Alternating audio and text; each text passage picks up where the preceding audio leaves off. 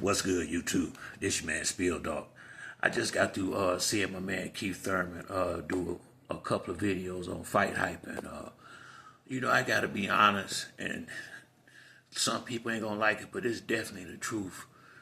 Really, the welterweight division, and they're just that whole part from 154 on down, but definitely the welterweight division has been like really in a bad place ever since he stopped fighting. Real talk. I mean, as much he borderline retired.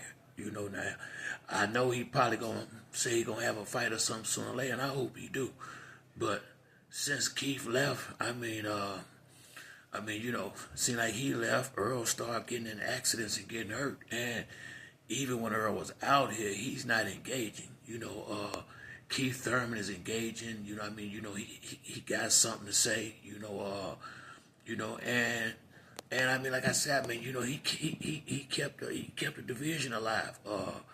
All the guys that's out here now is kind of like brutes, or either a brute or a diva. Either one, they don't want to. They don't fight and they don't talk. So it's like crickets. The welterweight division, if I ain't know no better, I think there wasn't on the welterweight division no more. It's like silent. Ain't nothing happening in the welterweight division.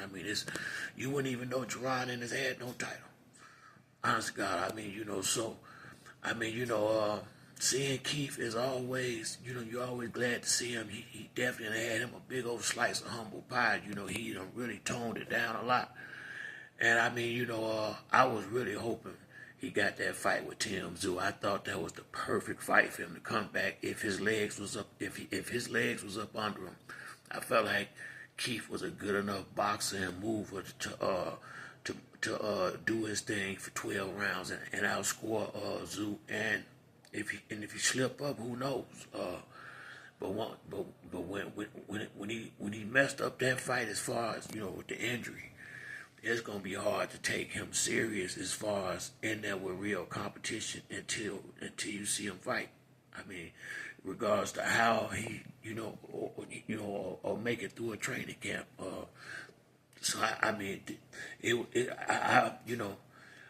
Boy, I wish he could have just waited a little bit for some of the stuff he did. I just wish he would have stayed focused a little longer. I'm quite sure at this point he do now. I don't think none of them could have seen these days that came behind him. As soon as he started kind of making his exit, Earl had the accident, and since then the welterweight division been going straight downhill, and about to crash into the wall. Real talk. I actually, and I hate to say it, Tank following, boy, this thing getting ugly out here, to be honest with you, man. Just the way these dudes carrying themselves, man. All this cherry picking and ducking going on. That's why I really don't even do this video thing no more, man. The boxing is getting watered down in a major way. And you got a gang of guys that really got no shame in dipping and dodging around these fights. They ain't even ashamed of it no more.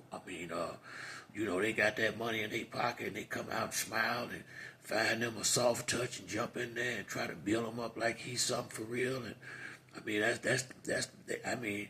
and once again, this is why people run into these roadblocks when they finally get in a real fight. Tank my man, but the worst thing, the best thing and the worst thing happened to him. The best thing was him getting with Floyd, but it was the worst thing too, because Floyd showed him all this old sucker shit, as far as don't fight this, don't fight that, all this, and he done just got hooked on it, and this is why he rocked like he do. This is what he was taught, and with Leonard Ellerby going over there with him, that means he gonna keep on doing it, because that's all Leonard Ellerby know. That's all he been doing his whole career. So this ain't finna stop no time soon. I'm not even finna be asking Tank to have no real fights. He ain't gonna have none. He might have one or two more big fights his entire career. This game he been taught. He could have followed. It's just boxing in a.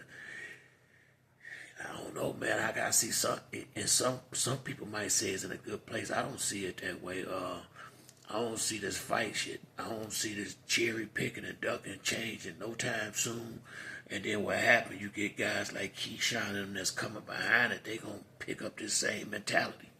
You see some of them, they borderline starting it already and ain't even made it to that point. Trying to not talk up guys. They know they can fight, stuff like that. They already getting this. That's when you know the sucker stuff finna start. When you see this kind of stuff and they ain't even got a belt yet, you just imagine what happens when they get that strap. It's getting bad out here, man. Like I said, dudes ain't got no shame going in here fighting these sparring partners. I mean, and then walk around like they really going in there and have a fight.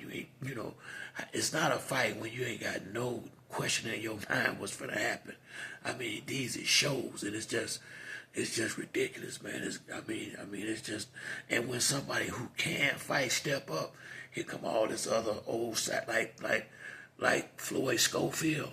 Then here come all the sideways talking and try to play him like he ain't nobody but go fight somebody that's not as good as him. Man, this shit getting weak.